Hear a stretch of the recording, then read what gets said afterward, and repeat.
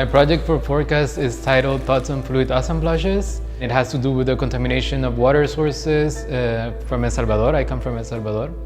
And then we find ways of talking about how this contamination of water comes into the bodies of performers, inhabitants of the world, Central America, but also in Germany. No? So we stay with our kidneys, and I said a little bit about how it's sort of anatomically placed in our body. These chemicals are banned mostly to be used in the EU since some time, no?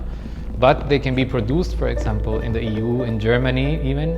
Then they get shipped abroad, in the global south mostly. Yeah, and then at the end they end up in the bodies of the people who are living there. No? And even some of these crops then return back to the EU. So there is this cycle of contamination that I would like to bring attention to in a way in this performance.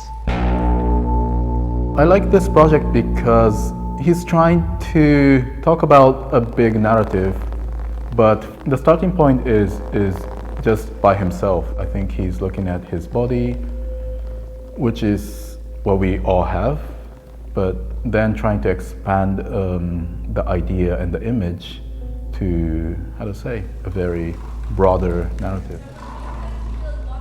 We will be staging sort of like improvisations where we find different exercises that speak about this deep connection that we can have with the kidneys. So we propose in a way also to the audience to find this connection, hopefully, during the time of the performance, that you can go deeply into this sort of thinking but also feeling the kidneys in a way.